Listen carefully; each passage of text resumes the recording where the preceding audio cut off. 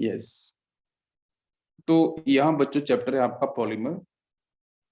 इसमें आपके दो वर्ड दिख रहे हैं, ठीक है। पॉली का मतलब होगा आपका मैनी, ठीक है, और मर का मतलब बच्चों होगा यूनिट, ठीक है। तो बहुत सारे यूनिट का कंपोजिशन, या हम बोल सकते हैं कि बहुत सारे स्मॉल स्मॉल यूनिट्स, ठीक है, जो आप जिसको बोलते हैं बच्चों मोनोमर, है ना। मोनो का मतलब होता है सिंगल, मैं अगर यहाँ पे लिखता हूँ मोनोमर, ठीक है। मोनो का मतलब होता है बच्चों सिंगल, ठीक है, और मर का मतलब बच्चों वही है यूनिट या फ्रैक्शन, ठीक है। तो बहुत सारे बच्चों स्मॉल यूनिट्स मतलब मोनोमर्स, जैसे हम लोग बात करते हैं हमारी ह्यूमन बॉडी को लेके, तो सबसे स्मॉलेस्ट अगर मैं फ्रैक्शन की बात करूं, स्मॉलेस्ट पार्ट की बात करूं, तो बच्चों वो आपकी एनिमल सेल है, ठीक है।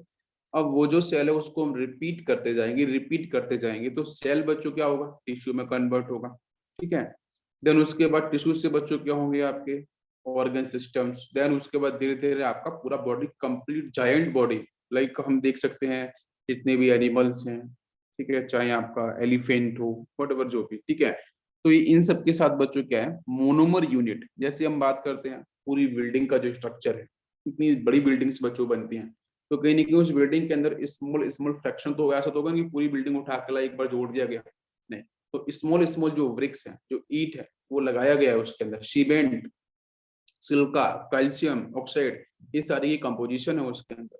तो ये स्मॉल स्मॉल पार्टिकल्स की जो कंपोजिशन है, उसको बच्चों हम लोग क्या बोलते हैं, एक जो प्रोसेस है कि भाई स्मॉल स्मॉल मोनोमर्स यूनिट को आप जोड़ते जाओ, वो मोनोमर सेम टाइप के हों या फिर मोनोमर डिफरेंट टाइप के हों, ठीक है। तो उनको जोड़ने से क्या मिलता है बच्चों, वो क्या बनता है, पॉलीमर बनता है। और जब इसको हम जोड़ते हैं बेटा मोनोमर्स को आपस में, तो वहां से बनता तो पॉलीमर से, बट जो प्रोसेस होगा उसका नाम होगा पॉलीमराइजेशन। क्या नाम होगा, उसको हम लोग बोलेंगे पॉलीमराइजेशन। बात समझ में आ रही है। तो एक स्ट्रक्चर आपको यहाँ पे दिख रहा है, ये देखो आप स्ट्रक्चर, इसमें कुछ इस तरीके से कुछ ब्रैपअप की चीजें ऐसे इस तरीके से लपेटी गई हैं बहुत अच्छे से, और एक जायंट स्ट्रक्चर जो आपको यहाँ पे बन सकता है, जैसे आप बोल देखते हो, ठीक है। यस, तो हम लोग बात करेंगे कि नेक्स्ट हमें कंटेंट क्या इसका पढ़ना है क्या हम लोगों को, ठीक है।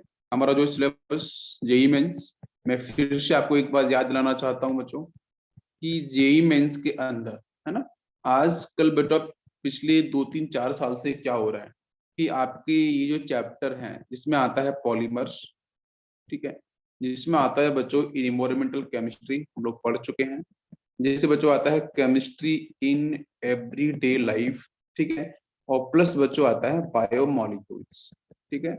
बायोमोलिक्यूल्स आपको मैं पढ़ाऊंगा डेफिनेटली, बट ये जो बायोमोलिक्यूल्स होगा ये बच्चों बायोलॉजी के जो स्टूडेंट्स पढ़ते हैं उनको मैं अलग पढ़ाता हूँ।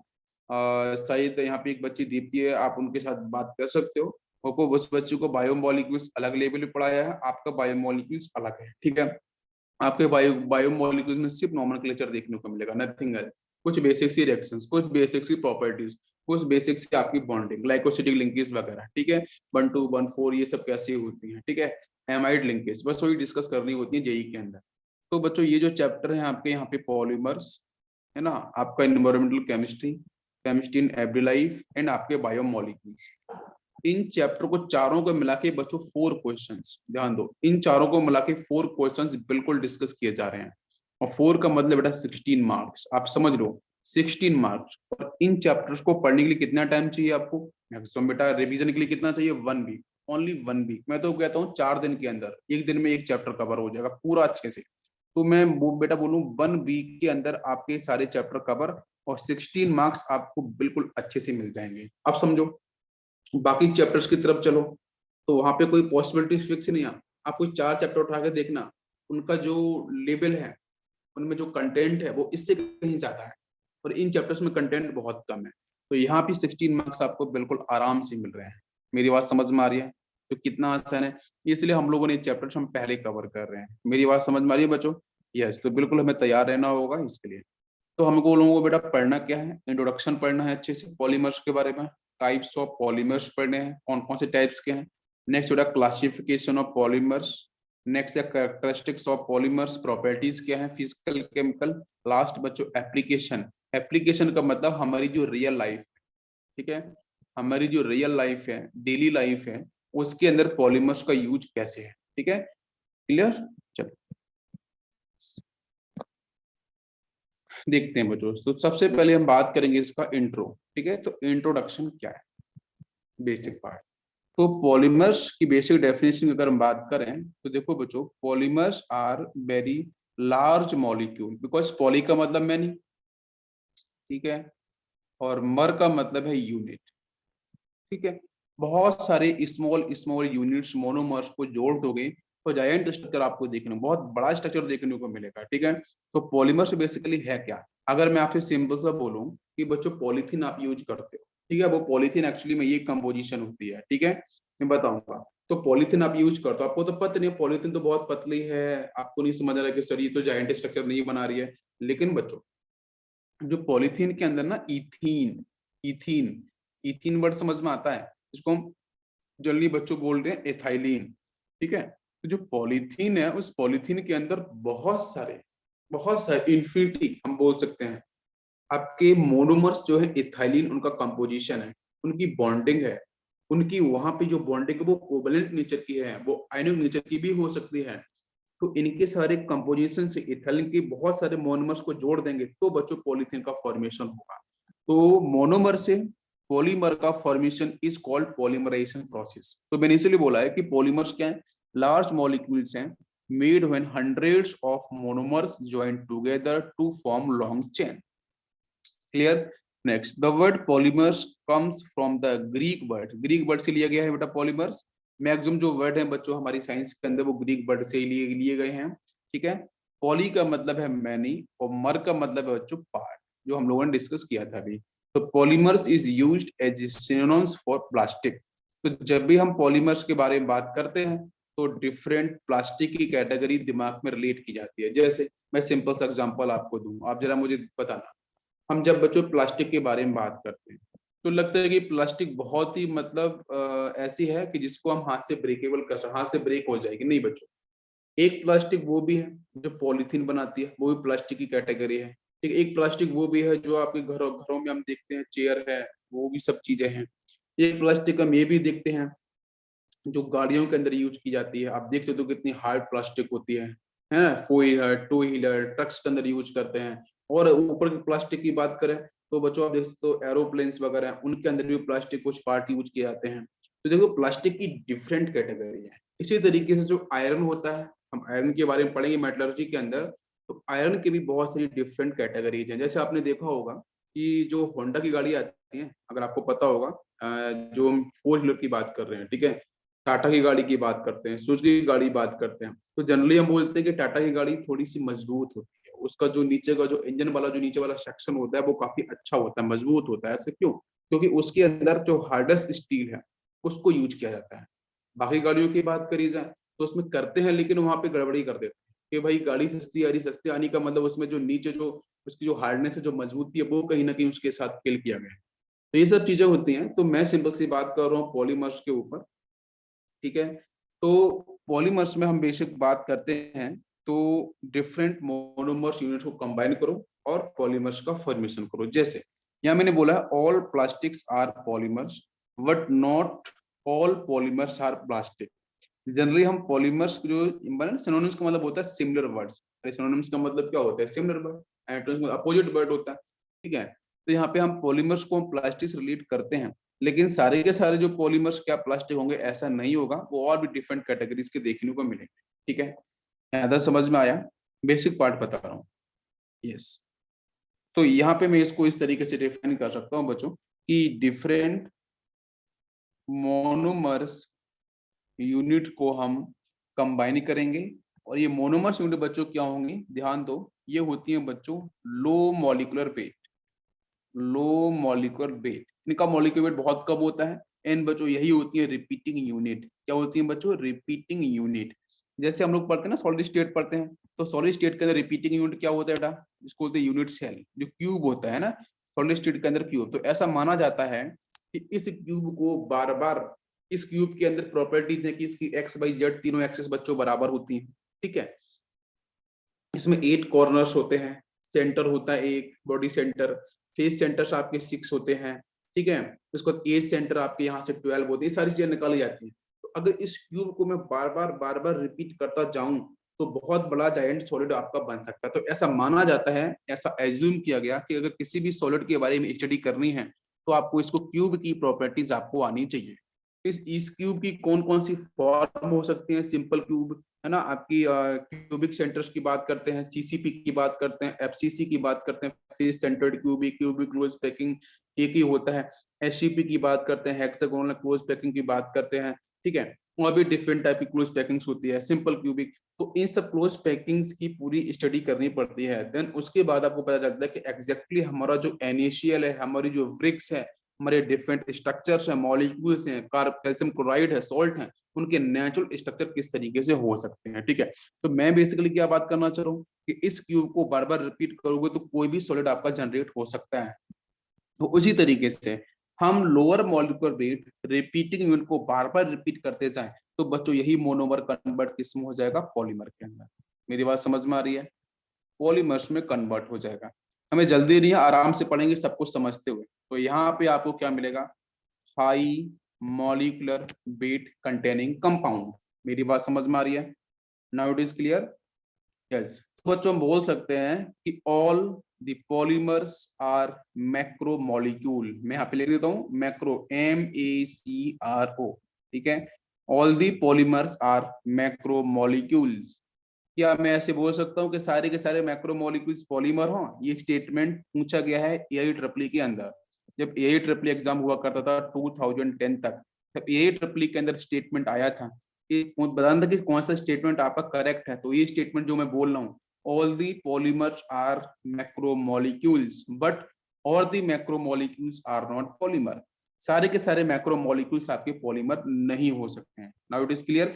जैसे आपको बता रहा हूँ क्लोरोफिल, क्लोरोफिल के बारे में आपने नाम सुना होगा। तो chlorophyll is exactly A macromolecule.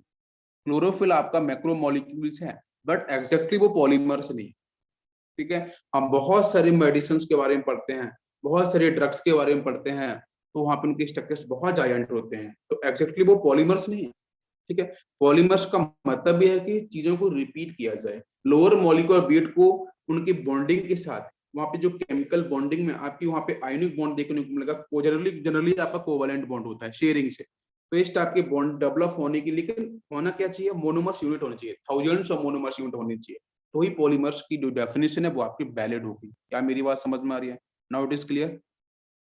बिल्कुल। इसका जो बात करते हैं टाइप्स ऑफ पॉलीमर्स पे ध्यान देते हैं बच्चों, है ना। तो पहले बच्चों आता है natural polymers, homopolymers, copolymers, thermoplastic, thermosetting plastic, and बच्चों लास्ट में आता है लॉन्ग चेन पॉलीमर्स। तो कुछ ये आपकी इंपॉर्टेंट कैटेगरीज हैं जिस पे चलते हैं, हम लोग करते हैं डिस्कशन। क्लियर? देखो ये छोटा सा एग्जांपल समझते हैं हम लोग यहाँ पे। जैसे बच्चों मान के चलो मैंने यहाँ पे लिया है CH2, ध्यान दो, डबल बॉन्ड NCH2। आपको पता है ये क्या है? This is ethylene. क्या है बच्चों? इथाइलिन, ठीक है। ओके। अब इथाइलिन के बच्चों मान के चलो यहाँ पे N मॉलिक्यूल्स हैं। कितने बच्चों? N molecules. स्मॉल n का मतलब है आप नंबर्स ले सकते हो, कोई डेफिनेट नंबर हो सकते हैं, ठीक है। मैंने N मॉलिक्यूल्स लिए हैं। अब इन N मॉलिक्यूल के साथ, हालांकि हम लोग अभी कैटलिस्ट वगैरह यूज बाद में करेंगे, पहले हम पॉलीमराइजेशन को एक्सप्लेन कर रहे हैं। तो ये क्या है? ये बेसिक सा पार्ट है जिसको हम बोल सकते हैं मोनोमर, ठीक है। This is basically the monomer. इस मोनोमर्स को मैं रिपीट कैसे कर सकता हूँ? तो इन मोनोमर्स को रिपीट करने के लिए ये पाइलेक्ट्रॉन्स जो है ना, वो आपके बाहर की तरफ शिफ्ट होते हैं। ध्यान दो बच्चों, जो पाइलेक्ट्रॉन्स हैं ये ओपन अप हो जाते हैं, पाइलेक्ट्रॉन्स बाहर की तरफ शिफ्ट हो जाते हैं। बिकॉज जब कैटलिस्ट में डिस्कस करूंगा तो इलेक्ट्रॉन्स बाहर की तरफ शिफ्ट हो जाते हैं। तो पाई बी से ब्रेक हो गया, तो यहाँ से बनता है आपका CH2 सिंगल बॉन्ड CH2। ये बॉन्ड बाहर की तरफ यूं शिफ्ट होगा, ये इलेक्ट्रॉन्स बाहर की तरफ शिफ्ट होगा, जहाँ पे स्मॉल n लगा सकते हैं, ठीक है। तो इधर जो बॉन्डिंग ओपन मैंने करी है बाहर की तरफ, देखो लेफ्ट और राइट, ये बॉन्डिंग आपकी ऊपर है। तो यहाँ पे बहुत सारे ये जो मॉलिक्यूल है ना, CH2 सिंगल बॉन्ड CH2, ये बहुत सारे मॉलिक्यूल्स आपस में कंबाइन हो रहे होंगे। मेरी बात समझ में आ रही है? बहुत सारे मॉलिक्यूल्स लीनियरली कंबाइन हो रहे होंगे। क्लियर? तो इस तरीके से यहाँ पे जो आपको दिख रहा है स्ट्रक्चर, इसमें बेटा क्या होगा? ये पॉली तो मतलब है मैनी यूनिट्स, और लास्ट में बेटा क्या आएगा? आपको ऊपर दिख रहा है ETHYLENE। तो पॉली इथाइलिन को हम लोग पॉलीथीन जनरली बोलते हैं। इसको हम पॉलीथीन बोलते हैं, कॉमन टर्म यूज करते हैं, जनरल भाषा में बोलते हैं तो बेटा इसका नाम होगा polyethylene. Now it is clear. Polyethylene बोलो या फिर आप पॉलीथीन बोलो, पॉलीथीन मतलब ऐसे ये स्पेलिंग है POLYTHENE, ठीक है, this was also correct name. समझ में आ गया, बेसिक सा स्ट्रक्चर आपका है, यहाँ पे बॉन्ड ओपन अप हो चुका है, इस तरीके से यहाँ पे जाइंट स्ट्रक्चर का फॉर्मेशन हो जाएगा। ठीक, पॉलीथीन इज क्लियर। यस बच्चों, बिल्कुल समझ में आया होगा। ओके, इसके बाद हम बात करते हैं बच्चों नेचुरल पॉलीमर्स। नेक्स्ट पॉइंट है नेचुरल पॉलीमर्स। ठीक है, इसे नाम से ही समझ में आ रहा है कि समथिंग नेचुरल, कुछ नेचर से रिलेटेड है। भाई नेचर से रिलेटेड तो हर चीज है, लेकिन नेचर से कुछ बनाया गया है, और नेचर से भी हर कुछ बनाया जाता है।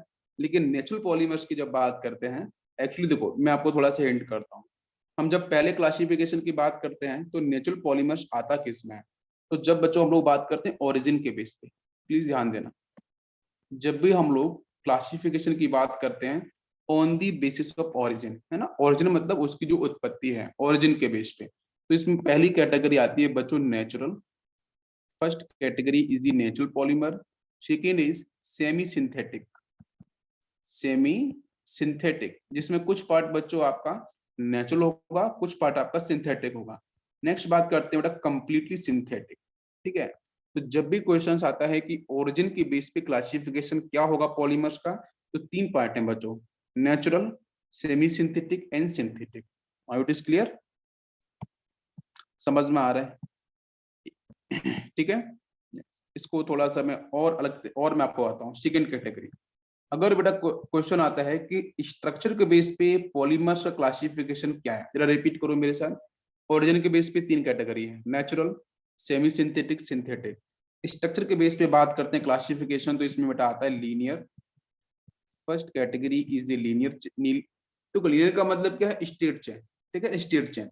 सेकंड का मतलब आपका लीनियर का मतलब कुछ ऐसा, आपको यहाँ बता देता हूँ, कुछ इस तरीके से, है ना, लीनियरली इंक्रीज होना चाहिए।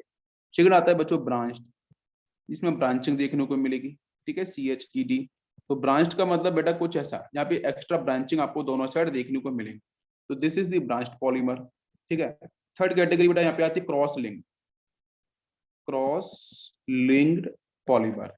तो क्रॉस लिंक्ड पॉलीमर का मतलब क्या है कि भाई वहां पे कुछ एक्स्ट्रा ब्रांचिंग देखने को मिले, जैसे यहाँ पे एक स्ट्रक्चर कुछ इस तरीके से है, ये कनेक्टिविटी यहाँ पे कुछ यूं है, उसके बाद एक और यहाँ पे मॉलिक्यूल्स है, उसके साथ कनेक्टिविटी कुछ ऐसा है, ध्यान दो बच्चों। नेक्स्ट और यहाँ पे मॉलिक्यूल्स आते हैं, वो कनेक्ट कुछ इस तरीके से, this is called cross link. और मेरी बात बेटा क्लियर हो रही है? तो on the basis of structure, linear, branched, cross link, सब एग्जांपल में दूंगा, है ना, पहले बेसिक पार्ट के बारे में बात कर रहे हैं। इसके बाद बच्चों तीसरी कैटेगरी, दो कैटेगरी समझ में आ गई। यस, थर्ड कैटेगरी, है ना, हर कैटेगरी के इंडिविजुअल पॉइंट को एक्सप्लेन करूंगा मैं। थर्ड कैटेगरी बेटा आती है फोर्स ऑफ अट्रैक्शन के बेस पे, फोर्स ऑफ अट्रैक्शन। तो फोर्स ऑफ अट्रैक्शन के बेस पे थर्ड कैटेगरी है, इसमें कौन कौन सा बेटा? फर्स्ट आता है आपका इलास्टोमर्स, फर्स्ट इज इलास्टोमर्स। ठीक है, इलास्टोमर्स क्या है डिस्कस करेंगे। इलास्टोमर्स या आपके फोर्स ऑफ अट्रैक्शन के बेस पे आते हैं। ठीक है, जो मोनोमर्स यूनिट है, बाकी जो कैटलिस्ट है। सेकंड बच्चों आता है आपका फाइबर्स। ठीक है, थर्ड कैटेगरी यहाँ पे आती है thermoplastic, thermoplastic, thermoplastic category third. And fourth category आती है थर्मोसेटिक, थर्मोसेटिंग पॉलीमर्स। ठीक है, तो ये आपको बेसिकली यहाँ पे फोर कैटेगरीज आपको दिख रही हैं। मैं फिर से रिपीट करता हूँ। फर्स्ट बच्चों क्लासिफिकेशन क्या था? On the basis of origin, natural, semi synthetic, synthetic. Second था on the basis of structure, आपका linear, branch, cross link. Third है on the basis of force of attraction, elastomers, fibres, thermoplastic and thermosetting. Clear? Next fourth category चलते हैं। तो fourth classification आता है बेटा on the basis of polymerization, on the basis of polymerization. ठीक है, तो पॉलीमराइजेशन प्रोसेस के बेस पे इसके कुछ क्लासिफिकेशंस हैं। जिसमें फर्स्ट बच्चों आता है addition, first one is addition polymerization. Second category आती है बच्चों इसमें कंडेंसेशन। ठीक है, कंडेंसेशन पॉलीमराइजेशन। ठीक है, तो एडिशन एंड आपका कंडेंसेशन, ये दोनों के दोनों जो पॉलीमराइजेशन है वो बच्चों आप की जो एक्सप्लेनेशन है वो पॉलीमराइजेशन जो टेक्निक कैसे यूज की जाती है, एडिशन के अंदर क्या होगा, कंडेंसेशन के अंदर क्या होगा, कुछ आपके पार्ट ऐसे होंगे जो वाटर से डिफरेंट गैसेस है वो रिलीज होंगी, तो वो सारी की सारी कैटेगरी बच्चों कौन सी होती है आपकी, कंडेंसेशन पॉलीमराइजेशन, देखेंगे हम लोग इसके बारे में स्टडी करेंगे। और लास्ट बच्चों फिफ्थ कैटेगरी, वैसे कैटेगरीज बहुत है लेकिन जो बेसिकली 5 कैटेगरीज में हम डिवाइड करते हैं हमारे सिलेबस के रिस्पेक्ट में, तो 5वीं बच्चों आती है types of monomer, types of monomer. ठीक है, हमारे जो मोनोमर यूनिट्स हैं वो कैसे हैं उनके बेस पे भी हम लोग क्लासिफाइड करते हैं। फर्स्ट बच्चों आता है होमोपॉलीमर। होमोपॉलीमर, होमोपॉलीमर से नाम समझ में आ रहा हो, होमो का मतलब बच्चों सेम, एक ही टाइप के मोनोमर कंबाइन करेंगे, जैसे पॉलीथीन के अंदर सिर्फ इथेनिन आपको दिखाई देता है, तो एक ही टाइप के मोनोमर्स यूनिट होंगे, तो उनसे अगर बच्चा पॉलीमर्स बनेगा तो उसको बोलेंगे हम लोग होमोपॉलीमर्स। सेकंड कैटेगरी आपको देखिए बेटा कोपॉलीमर। कोपॉलीमर इसमें आपके डिफरेंट टाइप के होंगे, ठीक है, यहाँ से कोपॉलीमर आपको देखने को मिले, यहाँ पे हाइड्रोपॉलीमर नहीं बोलते, यहाँ पे कोपॉलीमर बोलते, ठीक है। यहाँ तक क्लियर हो गया, basic classification is clear, yes बिल्कुल क्लियर हुआ होगा सभी को। नेक्स्ट बात करते हैं बेटा नेचुरल पॉलीमर्स। तो नेचुरल पॉलीमर्स पे हम लोग कर रहे थे डिस्कशन, देखते हैं तो डेफिनेशन बच्चों बेसिक क्या है। तो natural polymers is a polymer that result from only raw materials that are found in nature। ठीक है, यस समझ में आ रहा है भाई, नेचर के अंदर जो रॉ मेटेरियल्स के बेसिकली पाए जाते हो उसको हम लोग नेचुरल पॉलीमर्स कैटेगरी में डाल सकते हैं, समझ में आ रहा है। अच्छा, इसको मैं और डिफरेंट लैंग्वेज में आपको एक्सप्लेन करता हूँ, ध्यान दो। those polymers which obtained from nature, जो नेचर से डायरेक्टली ऑब्टेंड किए जाते हो एंड यूज डायरेक्टली, और उनको हम डायरेक्टली यूज करते हैं, कोई चेंज नहीं करते उसके अंदर, वो हम डायरेक्टली यूज करते हैं, तो उसको बोलते हैं नेचुरल पॉलीमर। क्लियर, तो यहाँ पे इससे कुछ एग्जांपल्स हैं कि some of these natural polymers like DNA, like RNA. आप मुझे बताओ डीएनए में कोई मॉडिफिकेशन नहीं करते ना, इसको डायरेक्ट यूज अपन लोग करते हैं, जैसे इसमें आपका कॉटन है, जैसे डीएनए है, वूल है, wood are the some of the natural occurring polymers. ठीक है, जैसे देख सकते हो ये आपका यहाँ से वूल, ठीक है, इसकी खेती कपास, कपास के बारे में सुना होगा आपने, हाँ, उसकी खेती, उसके फ्लावर्स फूल होते हैं, उसमें से कपास निकलता है, उसको इकट्ठा करते हैं। ठीक है, अच्छा, ये बात सभी को समझ में आ रही है, now it is clear, natural polymers clear, okay.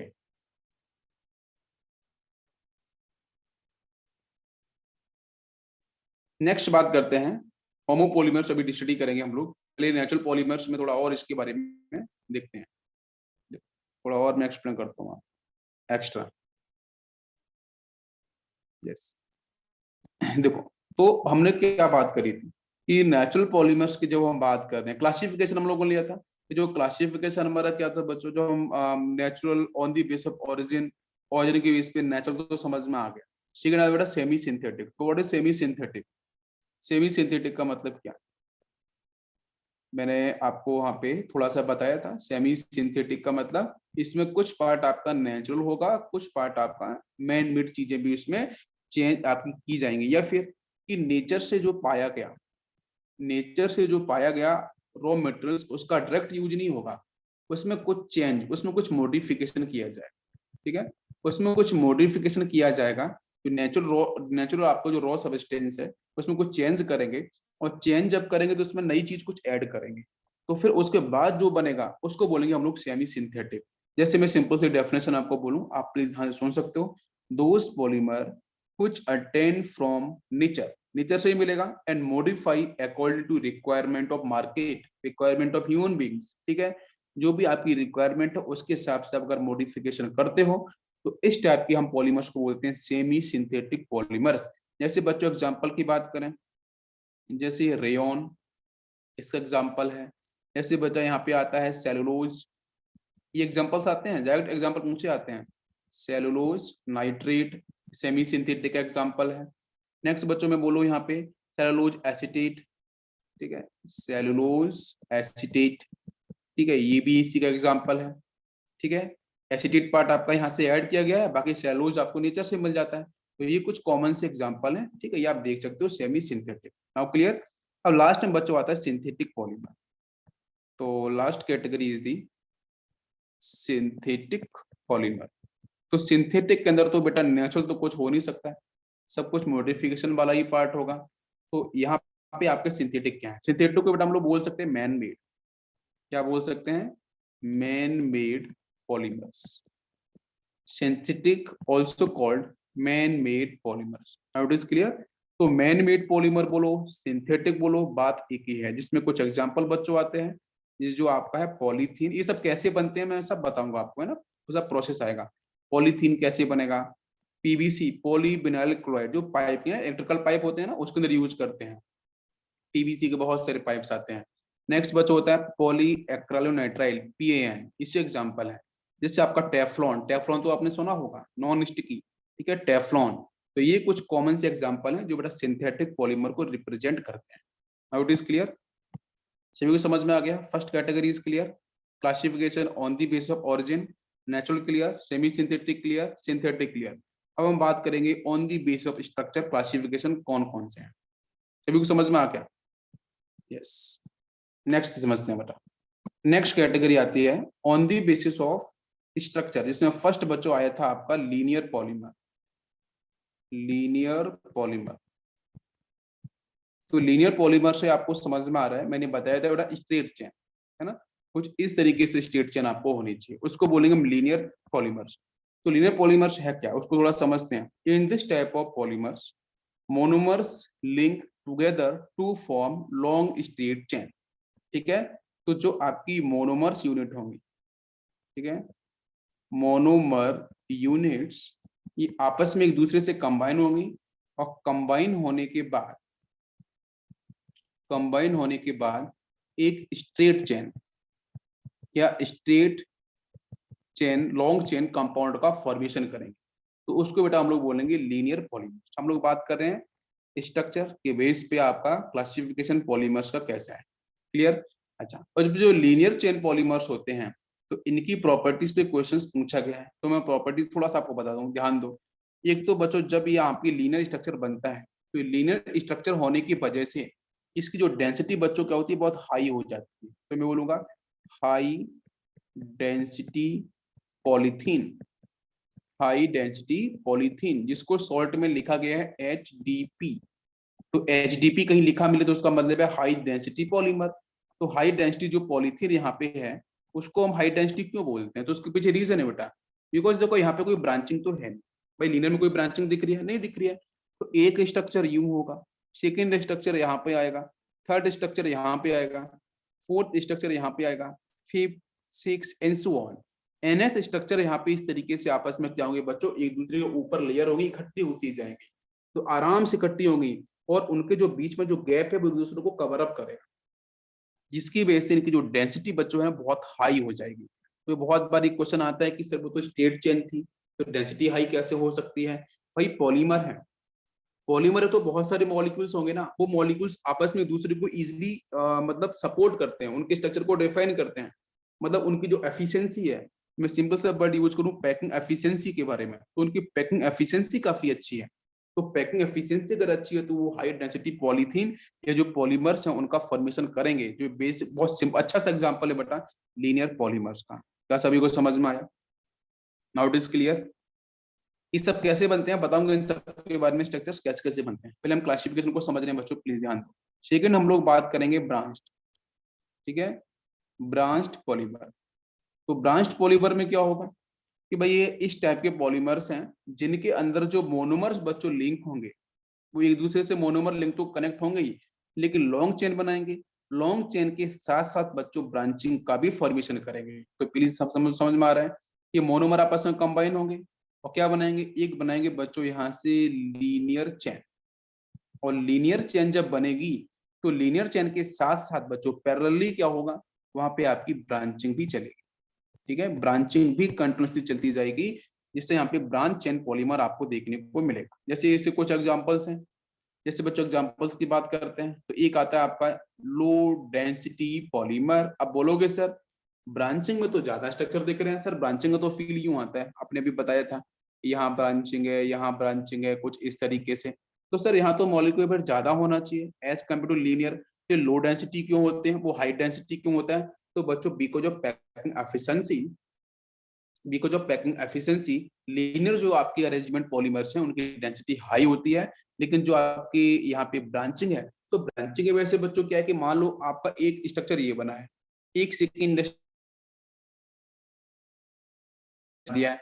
अब इस स्ट्रक्चर को इसके साथ आप ओवरलैप तो करा के देखो, आप इसके ऊपर रख के तो देखो, सुपर इम्पोज करा के तो देखो, क्या आपका इजिली सुपर इम्पोज होगा, क्या इजिली ये यहाँ पे इसके साथ अपनी पैकिंग को डिफाइन करेगा? नहीं करेगा। क्यों? कि ये जो एक्स्ट्रा ब्रांचिंग है, ये एक्स्ट्रा ब्रांचिंग बच्चों रिपल्शन क्रिएट करती है, तो रिपल्शन क्रिएट करने से इसकी जो पैकिंग नेचर है वो काफी वीक हो जाती है। तो पैकिंग नेचर वीक होने की वजह से ये बच्चों लो डेंसिटी पॉलीमर्स कैटेगरी में डिफाइन होती है। क्या समझ में आ रहा है? Now it is clear. Low density क्यों है, हाई डेंसिटी क्यों है? बिल्कुल सही। यस, सेकंड बच्चों इसमें आता है पीवीसी, पॉलीविनाइल क्लोराइड। हम लोगों ने विनाइल क्लोराइड पढ़ा है, उसी विनाइल क्लोराइड का बेटा पॉली। नेक्स्ट आपका पीएन, पॉली एक्रिलोनाइट्राइड। ये कुछ कॉमन एग्जांपल हैं जो ब्रांचिंग पॉलीमर्स को डिफाइन करते हैं। इन सबकी डेंसिटी बच्चों काफी लो होती है। थर्ड कैटेगरी आती है C category, that is the cross linked polymer. हम एक ही दिन के अंदर पूरा सब कुछ नहीं पढ़ेंगे, हम सब कुछ पढ़ेंगे बिल्कुल धीरे धीरे। ये चीजें आपको बिल्कुल समझ में आ जानी चाहिए। 3 days 4 days लग जाए कोई दिक्कत नहीं, लेकिन चैप्टर अच्छे से कवर होगा। क्रॉस लिंक पॉलीमर की बात करते हैं, तो क्रॉस लिंक पॉलीमर में बेटा क्या होगा? ये भी एक टाइप के पॉलीमर्स हैं जिसके अंदर बच्चों मोनोमर क्या होगा? आपस में कनेक्ट होगा, लिंक्ड होगा, फॉर्म करेगा long chain, long state chain form करेगा। लेकिन वो लॉन्ग स्टेट चेन जितनी भी फॉर्म होंगी 1 2 3 4, ये लॉन्ग स्टेट चेन आपस में इंटरकनेक्टेड होंगी। इस तरीके से देख रहे हो आप, ये इंटरकनेक्टेड है। तो ये जो इंटरकनेक्टेड होंगी, मैं बिल्कुल बोल रहा हूँ कि पॉलीमर्स कनेक्ट होंगे एक दूसरे से, लॉन्ग चेन बनाएंगे, वो लॉन्ग चेन आपस में इंटरकनेक्टेड होंगी बिकॉज ऑफ केमिकल बॉन्डिंग। वो केमिकल बॉन्डिंग कौन कौन सा होगा मैं डिस्कस करूंगा, सारे के सारे स्ट्रक्चर में बताऊंगा। पहले थ्योरी सेक्शन को देख लो, ठीक है? तो यहाँ पे इंटरलिंक बहुत इंपॉर्टेंट वर्ड है। इंटरलिंक्ड होंगी सारी की सारी आपकी लीनियर चेन। बात समझे? यहाँ से क्रॉस लिंक आपको देखने को मिलेगा, जिसकी वजह से इसके एग्जांपल आते हैं बेकेलाइट। एग्जांपल है आपका बेकेलाइट। बेकेलाइट एग्जांपल है क्रॉस लिंक्ड का। सिंपल से एग्जांपल पूछे जाते हैं। नेक्स्ट बच्चों मेलामाइन, ये सब बताऊंगा। ये सब किससे मिलके बना होता है, इन सब की मोनोमरिक यूनिट्स क्या होती हैं, वो सब बताऊंगा, ठीक है? इजी ट्रिक्स के हेल्प से। यहाँ तक सभी को समझ में आ गया? क्लियर? यस। अब चलते हैं बच्चों हम लोग थर्ड कैटेगरी पे। तो थर्ड कैटेगरी हमने पढ़ा था फोर्स ऑफ अट्रैक्शन।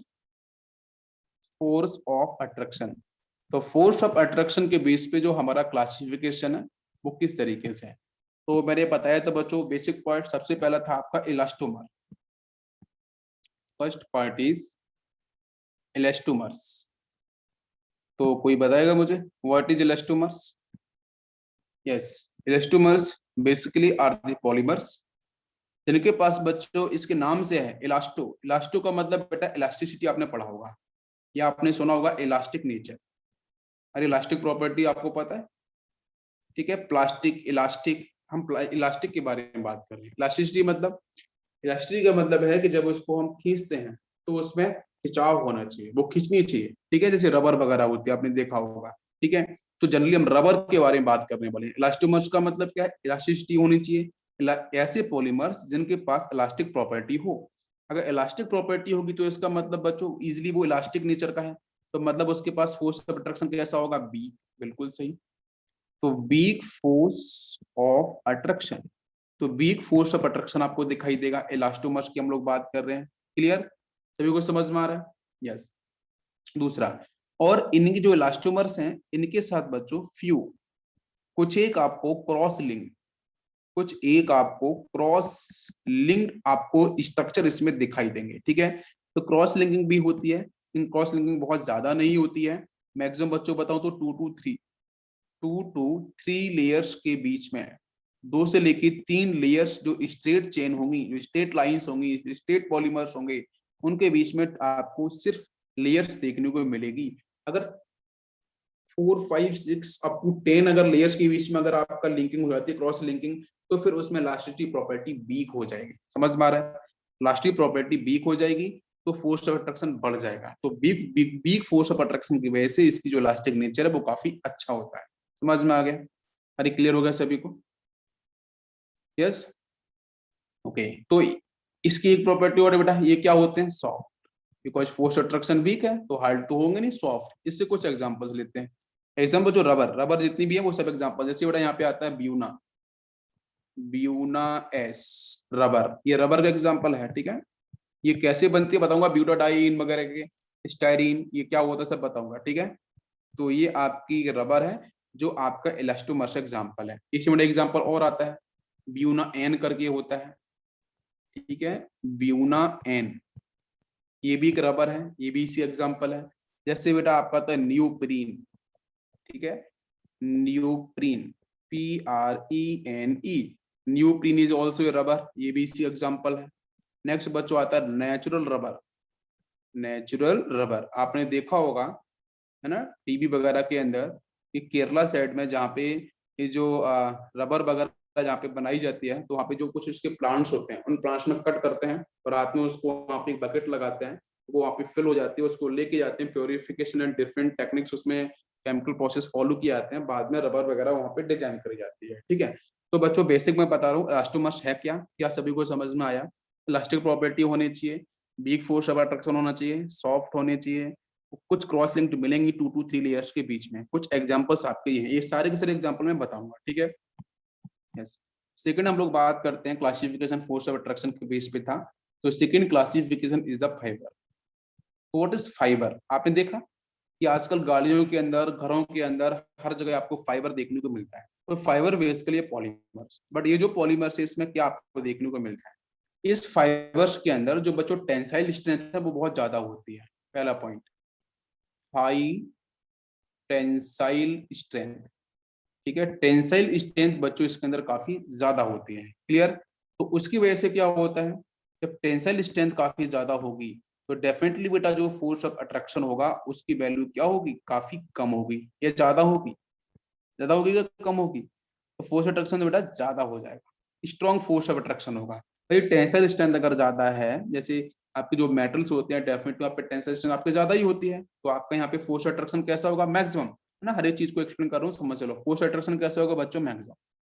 तो इस टाइप के पॉलीमर्स यहाँ पे फोर्स ऑफ अट्रैक्शन आपका प्रेजेंट होगा, लेकिन ये फोर्स ऑफ अट्रैक्शन बच्चों जो प्रेजेंट होगा वो किस टाइप के बॉन्ड का होगा, हाइड्रोजन बॉन्ड के साथ, मेरी बात समझ में आ रही है, हाइड्रोजन बॉन्ड ये की पॉइंट है, प्रीवियस ईयर में डिस्कस किया गया है बेटा, 5s में कौन सा स्पेसिफिक बॉन्ड है जिसकी हाई टेंसाइल स्ट्रेंथ को डिफाइन करता है, तो आंसर होगा आपका हाइड्रोजन बॉन्ड, ठीक है। तो बिकॉज ऑफ हाइड्रोजन बॉन्ड, जिसकी रिजल्ट की वजह से इनकी जो क्लोज पैकिंग है, इनकी जो क्लोज पैकिंग है वो भी काफी जबरदस्त होती है, ठीक है, क्लोज पैकिंग ऑफ चेन, ठीक है, ये भी काफी आपकी अच्छी होती है बिकॉज ऑफ हाइड्रोजन बॉन्डिंग। तो बेटा यहाँ पे क्या मिलता है, बहुत सारे एच बॉन्डिंग, मान के चलो जो लेयर्स बन रही है उन लेयर्स के बीच में क्या दिख रहा है आपको, एच बॉन्डिंग डेवलप हो रही है, तो एच बॉन्डिंग डेवलप होने की वजह से फोर्स ऑफ अट्रैक्शन की वैल्यू बच्चों इंक्रीज करेगी, भाई कोवलेंट बॉन्ड तो होगा ही, लेकिन एच बॉन्डिंग एक्स्ट्रा होने की वजह से इसकी स्टेबिलिटी बढ़ जाएगी, स्टेबिलिटी बढ़ने से इसकी जो क्लोज पैकिंग है वो भी वैल्यू बेटा बढ़ जाएगी, क्या आपको मेरी बात समझ में आ रही है। जैसे मैं एग्जांपल दूं समझ में आएगा, जैसे बेटा नाइलॉन, आपने देखा हो नाइलॉन, हम घरों में यूज करते हैं इसके, नाइलॉन की बहुत सारी चीजें, नाइलॉन हो गया, जैसे बच्चों पॉलिस्टर हो गया, ठीक है, पॉलिस्टर आप देख सकते हो, तो पॉलिस्टर नाइलॉन बेटा काफी हार्ड होते हैं, इतना नहीं होता कि उसको रबर तरह खींच दो आप, तो नाइलॉन कपड़े वगैरह आते थे पहले, आजकल तो उनको काफी स्टॉप किया गया है इन सब चीजों के लिए, गाँव के अंदर लोग पहनते थे इसमें, लेकिन उसमें आग वगैरह जल्दी पकड़ती है, तो इन सब चीजों को अभी स्टॉप किया गया है, ठीक है। यस, तो फाइबर समझ में आ गया सभी को, अब आते हैं थर्मोप्लास्टिक की तरफ। Third category is the thermoplastic, ध्यान दो, थर्मोप्लास्टिक। देखो इस चैप्टर को ना सिर्फ अगर आप ध्यान से सुन भी लोगे ना, तो बहुत सारी चीजें आपको सुनने से ही समझ में आ जाएंगी, कुछ लिखने की भी जरूरत नहीं पड़ती है, बट इसकी जो रिएक्शंस है ना वो मैं आपको अच्छे से बताऊंगा, वो सब समझ में आएगा। तो थर्मोप्लास्टिक के बारे में अगर मैं आपको सिर्फ रिएक्शन बताता, अगर ये थ्योरी नहीं बताऊंगा तो थ्योरी तो आप पढ़ोगे नहीं, मुझे पता है आपको टाइम ज्यादा नहीं मिलेगा, ठीक है, इसलिए मैं थ्योरी को आपको पढ़ा दे रहा हूँ, आप सिर्फ सुन लो। थर्मोप्लास्टिक क्वालिटी भी हो रहा तो आपको मिल भी जाएगा अच्छे से, कभी भी आपको देखना आप बिल्कुल देख सकते हो, थर्मोप्लास्टिक की बात कर रहे हैं। तो बच्चों इसमें नाम बढ़ रहा है, नाम बेटा क्या मिल रहा है, एक तो वर्ड यहाँ पे दिख रहा है थर्मो, दूसरा बेटा वर्ड क्या है प्लास्टिक, तो बताओ व्हाट इज थर्मोप्लास्टिक, वर्ड से भी कुछ समझ में आएगा, थर्मोप्लास्टिक का मतलब बेसिकली ये आपके पॉलीमर्स हैं, लेकिन इन पॉलीमर्स के पास जो फोर्स ऑफ अट्रैक्शन की वैल्यू है, मतलब बेटा प्लास्टिक लिखा हुआ है और थर्मो के साथ लिखा है, मतलब यहाँ पे काफी जबरदस्त फोर्स ऑफ अट्रैक्शन है, इनको ब्रेक करना आसान नहीं होगा, हीट को बियर कर सकते हैं, तो यहाँ पे जो फोर्स ऑफ अट्रैक्शन की वैल्यू होती है बच्चों वो काफी ज्यादा होती है, आप बोलोगे सर किससे ज्यादा होती है, अभी पढ़ा था हम लोगों ने फाइबर, क्या फाइबर से भी ज्यादा होती है? बताओ जल्दी से मुझे। यहाँ पे आपकी जो थर्मोप्लास्टिक के अंदर जो फोर्स ऑफ अट्रैक्शन की वैल्यू आपकी ज्यादा बटा आपकी इलास्टोमर से होती है, लेकिन फाइबर से कम होती है। ये बात ध्यान रखना कि फोर्स ऑफ अट्रैक्शन की वैल्यू ज्यादा तो होगी, बट किससे होगी बच्चों? ये इलास्टोमर्स जो पढ़ा था हम लोगों ने सबसे पहले फर्स्ट कैटेगरी, इलास्टोमर से इसकी ज्यादा होगी फोर्स ऑफ अट्रैक्शन वैल्यू, लेकिन हाँ बिल्कुल इन बिटवीन, हम बिल्कुल से बोल सकते हैं इन बिटवीन, अच्छा वर्ड है, इन बिटवीन यूज कर सकते हैं, ठीक है। इन बिटवीन होगी, लेकिन किससे कम किससे ज्यादा ये बताना पड़ेगा ना। तो ज्यादा किससे होगी बच्चों? इलास्टोमर से, लेकिन कम किससे होगी? फाइबर से। तो फाइबर से इनका फोर्स ऑफ अट्रैक्शन कम होता है। वेरी इंपॉर्टेंट की पॉइंट है ये, ठीक है। यस, सभी को समझ में आ गया? अच्छा नेक्स्ट पॉइंट, ये जो आपके थर्मोप्लास्टिक्स हैं ये आपकी लीनियर भी होते हैं, लीनियरली भी अरेंज होते हैं, और उसके साथ साथ बच्चों ब्रांच्ड, ठीक है, ब्रांच्ड पॉलीमर के फेज में भी देखने को मिलते हैं। हम लोग पढ़ेंगे ना स्ट्रक्चर, तो अब तो वहां भी इसका एग्जांपल डिस्कस किया जाएगा, because it is a linear also and branch also. तो ब्रांचिंग के साथ साथ लीनियर फेज के अंदर भी देखने को मिलते हैं। क्लियर हो गया? ऐसा वही क्लियर हो गया? ओके, नेक्स्ट पॉइंट, एक बहुत अच्छा पॉइंट आता है कि अगर ये प्लास्टिक्स हैं तो प्लास्टिक को मैं रिमोल्ड कर सकता हूँ, लेकिन ये थर्मोप्लास्टिक को हम लोग रिमोल्ड कर सकते हैं, थर्मोसेटिंग को नहीं कर सकते, लेकिन थर्मोप्लास्टिक जो है इसको हम लोग रिमोल्ड कर सकते हैं अपने हिसाब से। MOL, बेटा देखो मोल्डेड वाली बहुत सारी मशीनरी होती है, मोल्डिंग की बहुत सारी मशीनरी होती है, इंजीनियरिंग के अंदर फर्स्ट सेमेस्टर में पढ़ाया जाता है ना। तो वहाँ पे बहुत सारी मशीनरी आपको दिखाई जाएंगी, है ना, कोई भी ब्रांच का बच्चा हो सबको पढ़ाया जाता है, मैंने भी देखी है। बहुत सारी आपकी मोल्डिंग मशीन्स होती हैं, आयरन के साथ दिखाई जाएगा कि जो स्टील वगैरह है वो किस तरीके से, स्टील का पतीला बड़ा सा है उसको किस तरीके से एक शेप देते हैं उसको, है ना, जो हम घरों किचन के अंदर यूज करते हैं। तो रिमोल्डेड बहुत सारी मशीन्स होती हैं, उन मशीन से हम क्या कर सकते हैं कि इस जो प्लास्टिक है थर्मोप्लास्टिक, इसको हम लोग रिमोल्ड कर सकते हैं, रिमोल्ड कर सकते हैं इन डिजायर्ड शेप। तो डिजायर्ड शेप आपकी है उसमें हम लोग, लेकिन बेटा ध्यान देना हीट तो करना पड़ेगा, विदाउट हीटिंग कुछ नहीं होने वाला, अदरवाइज प्लास्टिक कन्वर्ट ही नहीं होगी। तो हीटिंग आपको यहाँ पे करनी पड़ेगी कंटिन्यूसली। बिल्कुल एग्जाम्पल की बात करें तो बच्चों polythene, polythene is a super example, ठीक है।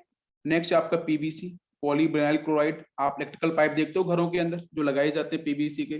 नेक्स्ट सोचो पॉलीस्टाइरीन, ठीक है, पॉलीस्टाइरीन ये भी इसी एग्जांपल है। तो एक कॉमन एग्जांपल देखो, एग्जांपल आपको, मुझे लग रहा है कि चीजें अभी आपको समझ में, एग्जांपल समझ में नहीं आ रहे होंगे, एग्जांपल तब समझ में आएंगे बेटर पे जब उनकी रिएक्शंस बताऊं, वो बताऊंगा तो आपको इजी समझ में आ जाएगा। अभी इसका प्रॉपर्टी समझ लो, है ना। नेक्स्ट बात करते हैं जो फोर्थ कैटेगरी है, थर्मोसेटिंग। थर्मोसेटिंग नाम से ही समझ में आ रहा है कि बेटा सेटिंग हो रही है कुछ, तो सेटिंग का मतलब फोर्स अट्रैक्शन बहुत ज्यादा है, ठीक है। इनको हम लोग रिमोल्ड नहीं कर सकते हैं थर्मोप्लास्टिक की तरह, है ना, ये काफी हार्डेस्ट पार्ट में डिफाइन हो सकते हैं। तो मैं फिर से रिपीट करता हूँ, ये जो बच्चों पॉलीमर्स हैं, इन पॉलीमर्स के अंदर केमिकल रिएक्शंस परफॉर्म होती है मोनोमर्स के साथ। ध्यान दो, मोनोमर्स जो यूनिट्स होंगी, उन मोनोमर यूनिट्स के साथ आपको स्पेसिफिक टाइप की केमिकल रिएक्शंस को दिखाई देगी। अब वो केमिकल रिएक्शंस कौन कौन सी होंगी मैं डिस्कस करूंगा उसके साथ। तो ये सारी की सारी आपकी केमिकल रिएक्शंस प्रोसीड होंगी, और होने के बाद कुछ पार्ट आपका यहाँ से रिमूव होगा गैसेस फेज में, या बच्चों लिक्विड वगैरह वाटर मॉलिक्यूल्स के फेज में, और वहां से आपको मिलेगा थर्मोसेटिंग प्लास्टिक। लेकिन थर्मोसेटिंग प्लास्टिक को बेटा हम कभी भी रिमोल्ड नहीं कर सकते हैं, वेरी इंपॉर्टेंट, ठीक है, हम लोग रिमोल्ड नहीं कर सकते हैं, वेरी इंपॉर्टेंट पॉइंट, ठीक है। जो रिमोल्ड करेंगे तो बच्चों ये ब्रेक हो जाती हैं। क्लियर, सभी को समझ में आ रहा है? फोर्स अट्रैक्शन कैसा होगा इनके साथ? फोर्स ऑफ अट्रैक्शन की वैल्यू क्या होगी भाई? प्लास्टिक है तो डेफिनेटली अधिक ही होगा, अधिक फोर्स ऑफ अट्रैक्शन होगा, और आराम से बेटा यहाँ पे रिमोल्ड नहीं कर सकते हैं, बिकॉज ज्यादा फोर्स अट्रैक्शन है, ये ब्रेक हो जाएंगे अगर आप रिमोल्ड करने की कोशिश करते हो। क्लियर, जैसे कुछ ऐसे एग्जाम्पल है, एग्जाम बेटा आता है बैकेलाइट, बैकेलाइट कहीं पे एल भी लिखा है LIT, डबल एल लिखा है, डबल एल भी लिखा है, एल भी लिखा है, कोई कंफ्यूजन नहीं है, ठीक है। बैकेलाइट, चिकन आता है बेटा मेलामाइन, बस नाम सुन लो इनकी, एग्जांपल बताऊंगा ना, स्ट्रक्चर डिस्कस करूंगा कि कैसे बनते हैं इनके स्ट्रक्चर्स। नेक्स्ट बच्चों इसमें आता है आपका थर्ड कैटेगरी आता है फॉर्मल्डिहाइड, ठीक है, फॉर्मल्डिहाइड वो भी इसी का एग्जांपल है ना। फॉर्मल्डिहाइड के बाद आपका यूरिया, जिसको बोलते हैं यूरिया फॉर्मल्डिहाइड, यूरिया फॉर्मल्डिहाइड वो भी इसी एग्जांपल है, ठीक है। तो ये कुछ कॉमन से एग्जांपल है जो थर्मोसेटिंग प्लास्टिक को डिफाइन करते हैं। अगर मैं बेटा इसकी स्टेबिलिटी की बात करूं अगर मैं इनकी स्ट्रेंथ की बात करूं, चारों की स्ट्रेंथ की बात करूं, सबसे अधिक किसकी होगी बताओ स्ट्रेंथ? सबसे अधिक स्ट्रेंथ किसकी होगी? थर्मोस्टेटिंग की। थर्मोस्टेटिंग की स्ट्रेंथ सबसे ज्यादा होगी। उससे कम किसकी होगी बेटा? फाइबर की स्ट्रेंथ होती है। एनसीईआरटी में दे रखा है, उससे कम बेटा किसकी होती है? थर्मोप्लास्टिक की होती है, थर्मोप्लास्टिक। और सबसे कम किसकी होती है? इलास्टोमर की। ठीक है, इलास्टोमर। तो ये आपके यहाँ पे स्ट्रेंथ का सीक्वेंस है। समझ में आ गया? स्ट्रेंथ की ध्यान में रखना पड़ेगा, कोई कंफ्यूजन इसमें नहीं होना चाहिए। Now it is clear? Yes बच्चों। एक बार पता, एक बार क्वेश्चन यहाँ पे फोर्स ऑफ अट्रैक्शन को लेके ही पूछा गया था। कैसा? कि जो थर्मोसेटिंग है, फाइबर्स है, थर्मोप्लास्टिक है, इलास्टोमर्स हैं, इनके जो एग्जांपल्स थे, इनके जो एग्जांपल्स है ना, तो उन एग्जांपल्स को जो कैसे पूछा गया था, एक क्वेश्चन उनके एग्जांपल दे रखे थे। एग्जांपल क्या कहता, सुनो ध्यान से। एक दे रखा था नाइलॉन 6, फर्स्ट एग्जांपल। सेकंड था बच्चों पीवीसी। थर्ड था आपका यहाँ पे पीवीसी के बाद था ब्यूना एन। ठीक है, रबर। ये तो आपको यहाँ पे एक मैंने एग्जांपल दिए हैं, 3 एग्जांपल दिए हैं, नाइलॉन 6, पीवीसी, ब्यूना एन। इनमें क्या दे रखा था कि इनकी जो स्ट्रेंथ है, इनकी जो टेंसाइल स्ट्रेंथ है, उस स्ट्रेंथ के बेस पे इनका सही ऑर्डर अरेंजमेंट कौन सा उसको टिक करना था। एक था कि first is equal to second is equal to third. Second option था first greater than second greater than third. इसी तरीके से आपका यहाँ पे थर्ड ऑप्शन था फर्स्ट सेकंड एंड थर्ड। और फोर्थ ऑप्शन था none of these. None of these कौन सा ऑप्शन होगा? तो आपको अब ये आपको तो पता नहीं है कि नायलॉन 6 क्या है, पीवीसी के बारे में। तो अभी अभी जस्ट मैं आपको बता चुका हूँ। क्या बता चुका हूँ? कि नायलॉन 6 किस एग्जांपल है, पीवीसी किसका एग्जांपल है, ब्यूनो एन किस एग्जांपल है। अब आप रिलेट कर दो इसे। तो आपको पता है कि थर्मोसेटिंग फाइबर, थर्मोप्लास्टिक, इलास्टोमर्स के मैंने एग्जांपल आपको दिए थे, उसी से आपको रिलेट करना है। तो मैं पूछूं बेटा, जल्दी से बताओ मुझे कि नायलॉन 6 किसका एग्जांपल है, जल्दी बताओ। नाइलॉन 6, मैंने बोला था नाइलॉन, अभी बोलता फाइबर। नाइलॉन 6 का मतलब क्या? फाइबर। अरे मैंने बोला था ना अभी। PVC, PVC. अच्छा, ब्यूना एन मैंने कहाँ पे यूज किया? इलास्टोमर्स, याद करो, इलास्टोमर्स, इलास्टोमर्स एग्जांपल है। ब्यूना एन या ब्यूना एस मैंने बोला था रबर। पीबीसी, पीबीसी मैंने अभी जस्ट यूज किया था। बताओ पीबीसी किस एग्जांपल है? Yes, PVC is example of thermoplastic. Thermoplastic. ठीक है। तो अब आपको समझ में आ गया कि सही एग्जांपल्स तो हमारे इन कैटेगरीज के हैं, और इन कैटेगरीज की टेंसल स्ट्रेंथ आपको ऑलरेडी क्वेश्चन में आपको पहले पढ़ाई जाती है, मैंने अभी आपको जस्ट पढ़ा दी। तो अब आप यहाँ से आंसर निकाल सकते हो। बताओ बेटा, सबसे सबसे आपका सही आंसर कौन सा बैठेगा? Which one is correct answer? सबसे अच्छी टेंसल स्ट्रेंथ किसकी होगी? यस, ये लिखा देखो, ऑर्डर ऑर्डर लिखा है भाई। फाइबर, फाइबर देखो यहाँ पे देखना है, दिस इज अ फाइबर। तो फाइबर की जगह कौन सा आ जाएगा? सीक्वेंस देखो, फाइबर कौन सा दे रखा है? नायलॉन 6। यहाँ पे N6 है, नायलॉन 6 आ जाएगा। ठीक है। उससे कम कौन सा होगा, जल्दी बताओ मुझे। उससे कम थर्मोप्लास्टिक। थर्मोप्लास्टिक कौन है? पीवीसी। पीवीसी मतलब सेकंड वाला, ये हो गया आपका यहाँ से पीवीसी। उसके बाद आपका इलास्टोमर्स है, तो वो हो जाएगा लास्ट में। इलास्टोमर्स में क्या है? बीना एन है। तो हमारा सही स्ट्रेंथ बनेगा नाइलॉन 6, आपका सबसे अधिक होना चाहिए, मतलब फर्स्ट ऑप्शन सबसे ग्रेटर होना चाहिए। उसके बाद आपका पीवीसी सेकंड, सबसे लास्ट में आपका इलास्टोमर्स, मतलब आपका ब्यूना एन। करेक्ट हो गया, तो सेकंड ऑप्शन इज करेक्ट।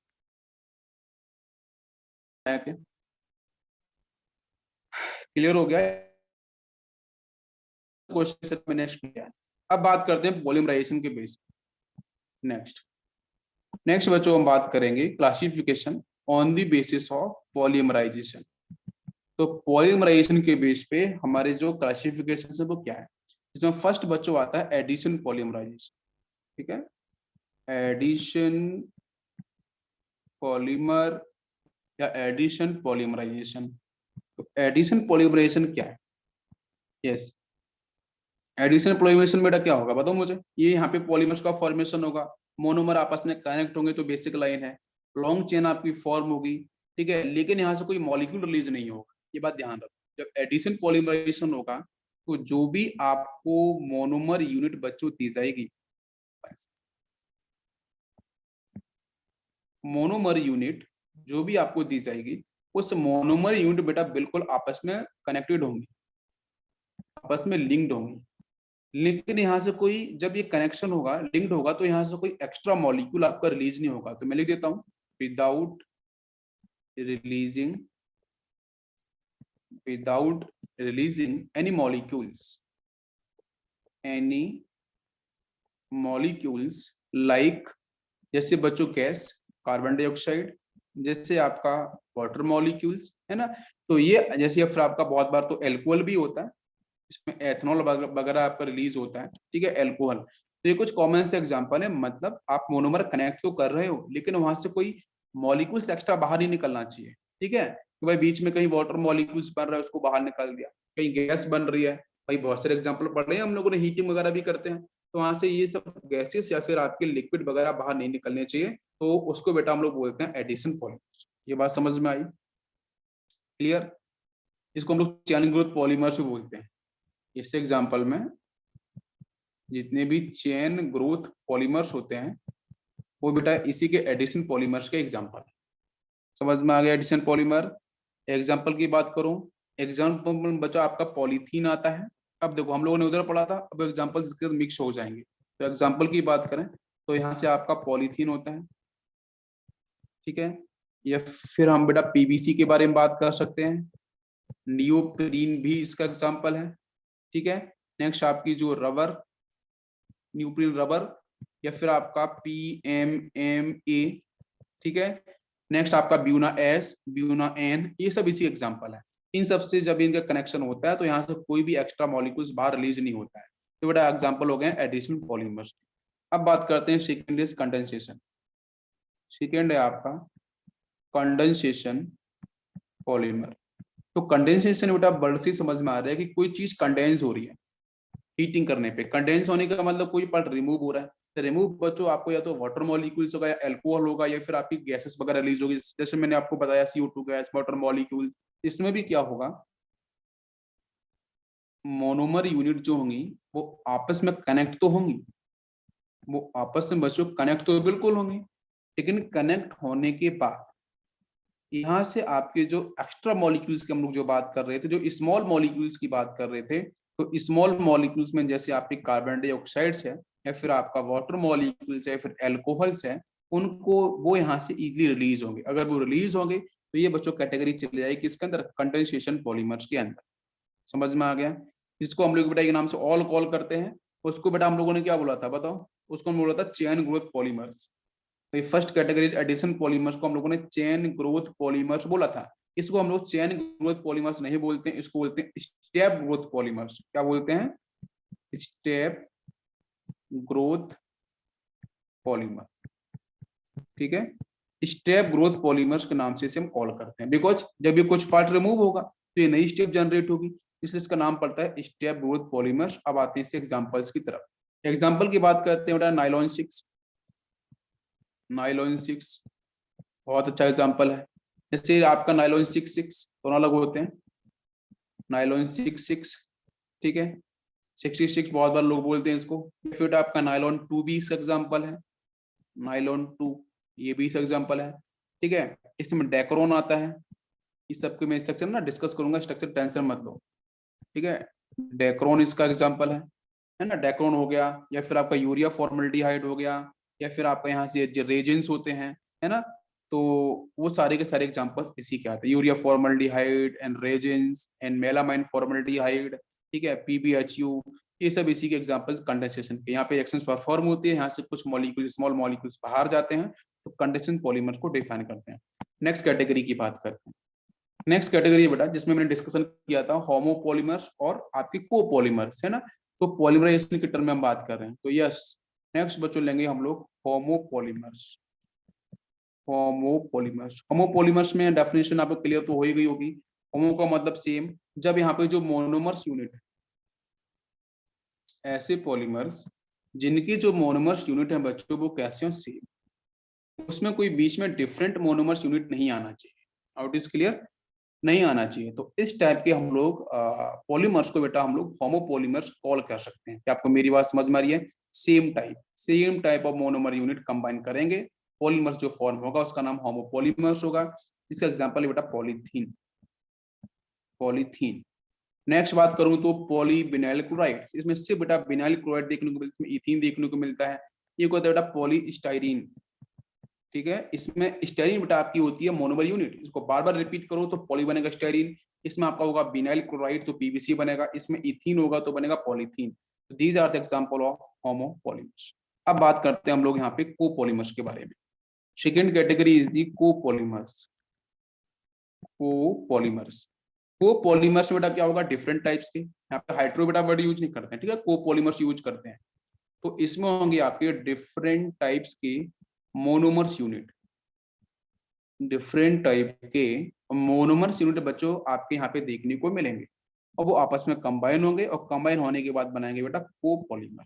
क्या बनाएंगे, कोपॉलीमर्स का फॉर्मेशन। जैसे इस एग्जांपल इंपॉर्टेंट है, ठीक है। एग्जांपल्स की बात अगर अपन करें, ये बेटा आता है आपका जैसे डेक्रोन। डेक्रोन इसका एग्जांपल है।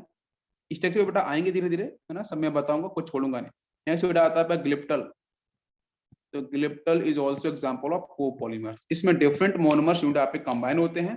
तो मोनोमर्स यूनिट कौन कौन से होंगे हम करेंगे इसके ऊपर डिस्कशन। सभी को समझ में आ गया, क्लियर। तो अब बच्चों लेंगे यहाँ पे हम लोग यहाँ पे हेडिंग पॉलीथीन। पॉलीथीन, पॉलीथीन को समझते हैं ध्यान से, ठीक है।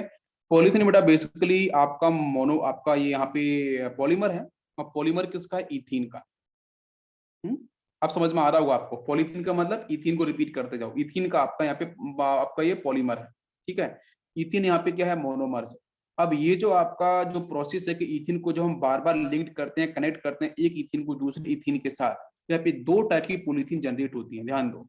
यहाँ पे जो पॉलीथीन होंगी वो टू टाइप्स की पॉलीथीन्स आपके यहाँ पे होती हैं जनरेट, ठीक है। अब वो कौन कौन सी होंगी, तो पहले बच्चों आता है high density polythene. High density polythene, ध्यान दो, मैं फिर से रिपीट करूं, पॉलीथीन बच्चों क्या है, आपका पॉलीमर है। किससे बन रहा है, इथीन से। इथीन को बार बार रिपीट कर रहा हूँ, होमोपॉलीमर से एग्जांपल है, मैंने अभी जस्ट पढ़ा चुका हूं मैं, ठीक है। इसमें जब हम कनेक्शन करते हैं इथीन को आपस में, बहुत सारे इथीन को, तो यहाँ से दो टाइप की आपकी पॉलीथीन जनरेट होती है। एक तो होता है हाई डेंसिटी, तो हाई डेंसिटी के बारे में बात करते हैं। तो हाई डेंसिटी पॉलीथीन कैसे बनता है, ध्यान दो बच्चों, रिएक्शंस पे बात करते हैं। देखो एन मॉलिक्यूल्स होंगे बच्चों इथीन के, ठीक है, NCH2 डबल बॉन्ड CH2 के लिए मैंने, दिस इज इथीन। इसके साथ जो बच्चों हम लोग यहाँ पे कैटलिस्ट यूज करते हैं ना, जिसका नाम होता है Ziegler Natta catalyst. ZEILER, Ziegler, NATTA and catalyst, Ziegler Natta catalyst. तो Ziegler Natta catalyst is useful to convert ethene into high density polythene. समझ में आ रहा है, जिगलर नाटा कैटलिस्ट। प्लस इसके साथ बच्चों हम फॉलो करते हैं 35 पॉर का प्रेशर, और प्लस टेम्परेचर बच्चों होता है 343 केल्विन। ये तीनों कंडीशन अपने आप में बहुत इंपॉर्टेंट हैं। यही तीनों कंडीशन बच्चों इस इथीन को कन्वर्ट करती हैं हाई डेंसिटी पॉलीथीन के अंदर। तो यहाँ से बनेगा बेटा वही स्ट्रक्चर, ये CH2 हो जाएगा, सिंगल बॉन्ड, यहाँ CH2, पाई बॉन्ड ओपन हो गया, वो बाहर की तरफ शिफ्ट हो गया, यहाँ पे N मॉलिक्यूल्स। तो ये तो बन गया आपका यहाँ से पॉलीथीन। तो बहुत बार जिगलर नाटा कैटलिस्ट के बारे में डिस्कशन किया जाता है, इसलिए आपको इसके बारे में पता होना चाहिए कि जिगलर नाटा कैटलिस्ट का फंक्शन क्या है। अब ये जो ZNC, जिगलर नाटा कैटलिस्ट, इसका मॉलिक्यूलर फॉर्मूला क्या है, टाइटेनियम का। आजकल मैं आपको बताऊं, टाइटेनियम के जो ऑक्साइड्स हैं बच्चों, जो आपने देखा कि घरों के अंदर आजकल जो कोरोना वायरस चल रहा है, तो कोरोना वायरस में जो एयर का फिल्ट्रेशन है, घरों के अंदर लोग यूज करते हैं जिनके पास पैसे ज्यादा हैं, तो वो ZNC का यूज करते हैं। जो ZNC में एक्चुअली जो टाइटेनियम वाला पार्ट है, TiO2, उसको यूज करते हैं। TiO2 के सरफेस जब कोरोना वायरस टकराता है, तो टकराने के साथ बच्चों क्या होता है, उसकी जो आपकी जो DNA, जो RNA, जो भी उसका स्ट्रक्चर है, उसमें चेंजिंग आता है, उसके जेनेटिक कोडिंग में चेंज आता है। तो जेनेटिक कोडिंग में चेंज आएगा, तो फिर हमारी बॉडी के अंदर जाएगा रेप्लिकेशन वगैरह जो भी प्रोसेस उसको भी स्टॉप करता है, ठीक है। वैसे इसको मैं फिनिश करता हूँ यहाँ पे, मैं ये टाइम ओवर हो जाएगा बेटा, ठीक है। देख लो एक बार बस छोटा सा है, TiCl4 प्लस आपका यहाँ से C2H5, इसका थ्राइस, और यहाँ पे आपका एल्यूमिनियम, ठीक है। तो this is the basic molecular formula. इसका नाम क्या होगा, नाम बेटा टाइटेनियम टेट्राक्लोराइड।